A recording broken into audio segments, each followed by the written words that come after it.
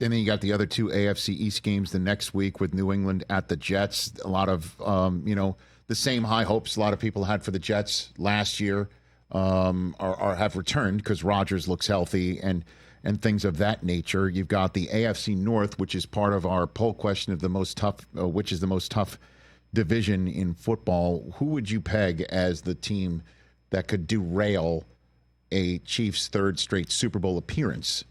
I think that's the best thing. The best narrative of this whole entire season is that not only are the Chiefs possibly going to win a third Super Bowl, but nobody's willing to really step out there and say, is there anybody that's that better than the Chiefs right now? So it really looks like all year long we're going to think this is a possibility. I look at the AFC North and probably, to me, really what I said about Cincinnati, I feel something special there. I think in Cleveland we've got to see Deshaun Watson do more, to really think they're a contender. But I think that division's going to be really good. I think the Baltimore Ravens are going to be special again. So I think it's going to come down to Cincinnati and Baltimore, and I think the winner of that division can unseat the Chiefs. I really do believe they can, and I think they're built to. I think Cincinnati, obviously, over the last few years has gotten the best of them in the totality of the matchups, and I believe that they think they can beat them, and there's obviously a lot of animosity between those two. So I think Cincinnati can do it. I also think that we're going to see from this Jets team, what their health situation looks like, and I don't think it's just about Aaron Rodgers to me. I saw the clip in practice a few weeks ago or last week for the Giants. He's throwing a go ball down the sideline to Garrett Wilson for a touchdown, and people are like, oh, man, this looks awesome. What I actually noticed of the play, the Rich, protection? You go watch the protection of that play. Watch what Tyron Smith does to Brian Burns. Watch on the right side what they're doing in protection. When I watched that clip and I saw that, I said, all right, this team could be one of the top teams in the AFC, because if those guys are healthy and they're protecting him like that, they're going to be a really good football team. Well, I mean, their defense, if you give them 21 points, they might just hold serve, man. I mean, you look how good they've been with how bad they've been on offense. That's what a lot of people don't give credit to. It's really hard to play good defense when you're continually put in bad positions, right? Bad field position, turnovers in your own territory, all those things. They have continued to be great on defense even with all of that. So if they put up that kind of defense again, and he's got a line that's protecting him, and they're running the football effectively, this Jets team's as good as anybody in that conference. What about the Texans? You know what? Here's the thing. I think everybody's on that bandwagon, right? Well, that's what Brockman said. That is the top bandwagon of the season right now. And inevitably, that usually doesn't end up well. I don't like bandwagons. So I think that even time we're this excited before the season starts, it just feels too like many people? Is that what you're saying? Everybody's in. And I worry. Now, I will say this. Obviously, the Rams just went down and scrimmaged them, and every single person walked away like C.J. Stroud is the man. This guy is the real deal. Yeah. And he is special. And when you got a special one at that position in this league, you are always in contention to win it. And so I think they have a really talented roster. I think that, CJ played awesome last year. I think inevitably there's going to be a team that has an answer for them.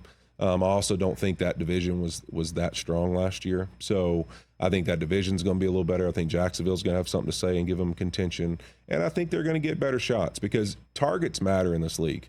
Whenever a team knows that you're good, and whenever they say, oh, this is the team that's supposed to be the best, you get a different performance every week. I think the Houston Texans this year, C.J. Stroud this year, will get a different level of respect and a different performance from every team they play. It's going to be a much tougher road than it was last year. But you're not wrong, though. I mean, it's been 20-plus years since we had a three-peat opportunity, and it was that Patriots team that made it to the divisional round.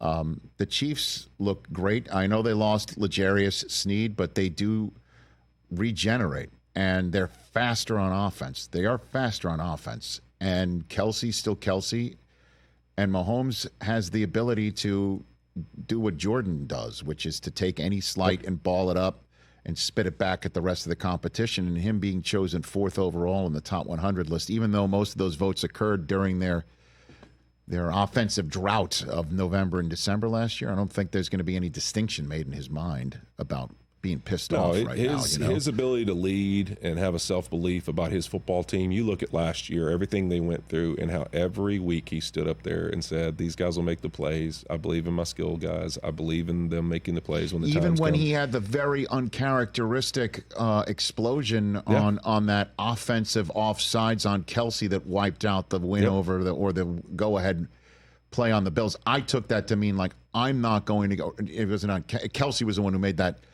play. It was Kadarius Toney who lined up offensively offsides.